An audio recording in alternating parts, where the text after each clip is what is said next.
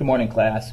Today is our 4-objective day for reading. We got summarizing, we got main idea and key details, we got expository text, and prefixes. Today we want to take 3 of these objectives. The first one we want to take a look at is summarizing. When you summarize, you retell the most important details in a paragraph or a section of text. Summarize section of animal adaptations to help you understand the information. If you take a look at this down here, it's talking about the insects in disguise, and he's talking about this walking stick. The walking sticks are insects that can camouflage themselves to avoid predators. In addition, walking sticks are nocturnal, which means they're difficult for predators to spot.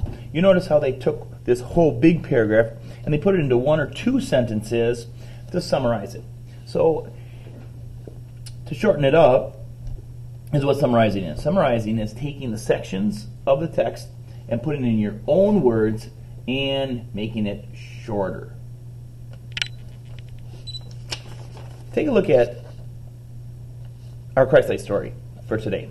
If you were going to summarize Jesus calms the storm, you might do it like this. Jesus and his disciples were on a boat one night when a storm came up. Jesus was asleep in the back. The disciples did their best to right the ship. When all else failed, they cried out to Jesus for help, and he calmed the storm. Calming the storm was a huge miracle that strengthened the faith of the disciples. You see, in 5 sentences, I took the whole story, and I gave you all the main ideas about it, the parts that were very important, yet a lot shorter. Summarizing is pretty cool when you go home after a day of school, or you're at home after a day of school, and you say to your parents, hey, guess what I learned at Christ-like today? Boom, here comes the top 5 things that happened in the lesson in your own words, nice and fluent and smooth, and you tell your parents what happened. You can do the same thing with our reading stories or our science book or our social studies. Today, we don't have an assignment in summarizing, but we're going to be working on it tomorrow when we read our main read. Taking sections of the story by paragraphs or sections and then telling it in your own words. Our second one that we'd like to take today is expository text. Now, this is the 3rd time this year that we've had expository text, so that we're getting pretty good at it. Remember, expository text, I always like to say, facts, facts, facts. It just gives you facts and information. And take a look at how it starts. It says, animal adaptations is an expository text.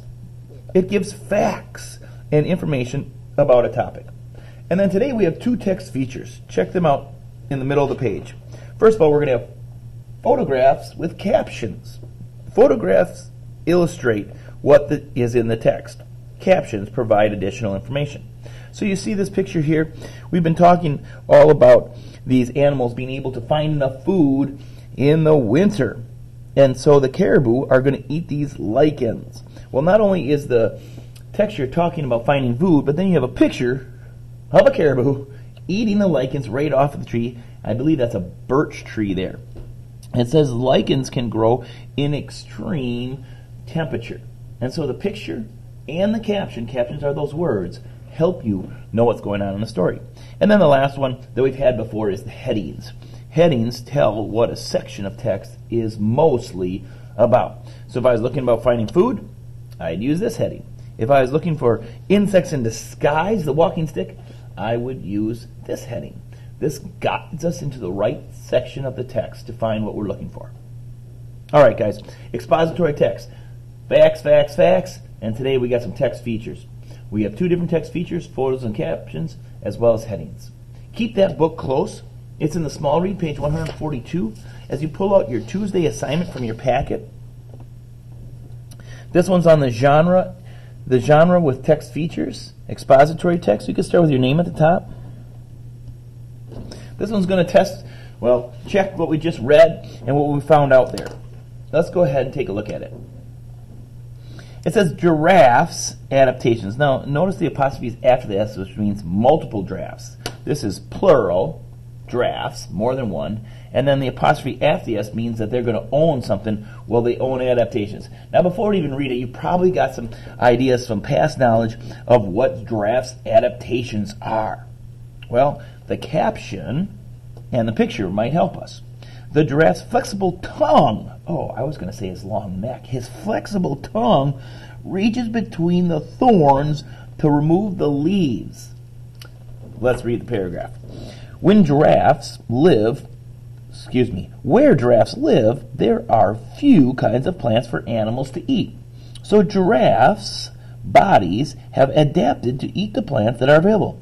Giraffes mainly eat leaves from an acacia tree. The acacia tree's branches are hard and thorny, but the giraffe's long, flexible tongue allows it to reach around the thorns and pluck the leaves. Even if a thorny branch does get in the giraffe's mouth, it has thick saliva that coats the thorn and protects its mouth from cuts. Wow! Two different things there. One, this flexible tongue can reach around these thorns and rip the leaves off of these trees. And two, this saliva that protects its mouth and throat against the thorn.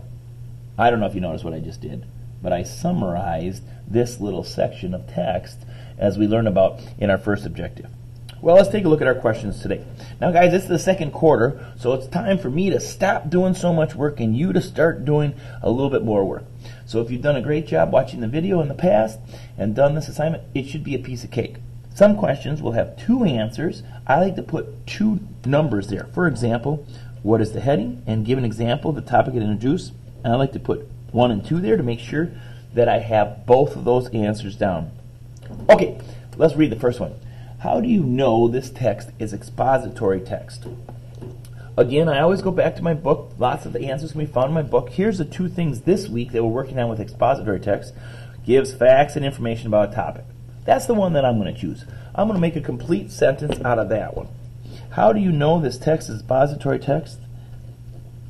This text is expository because, and after because, comes my answer. Comes your answer, I should say. And I would use it right out of the book. Because it gives facts and information about a topic. Now remember to pause the video while you're writing that down. Number 2, what text features does this text include? Now, I can't just write here, includes text features. I got to look down here. Does it include photos and captions? Does it include headings? Now, the answer is yes to both of those. I notice the next question talks about headings, so I'm going to use photographs and caption here. What text features does the text include? Start with a complete sentence. The text feature it includes is, boom, here comes the rest of my answer. Took it right out of my book. Going for my A+. As you write that, feel free to pause the video and then come on back. Now, number 3 says, what is the heading? And of course, the heading is Giraffes Adaptations. And then give an example of the topic it introduces. In other words, we talked about 2 different adaptations in here. 1, it has thick saliva. Maybe that's what I put down. Or 2, it has this long, flexible tongue.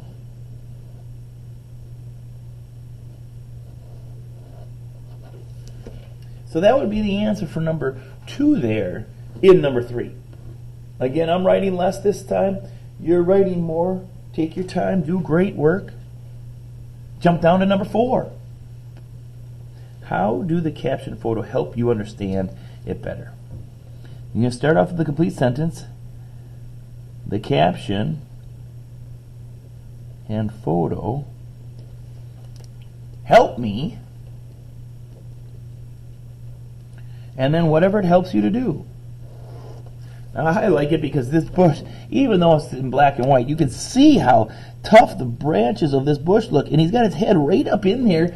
I'm not too interested in sticking my tongue out to some thorns, right? And so the caption and the photo will help you see how the giraffe reaches his tongue out to get those leaves.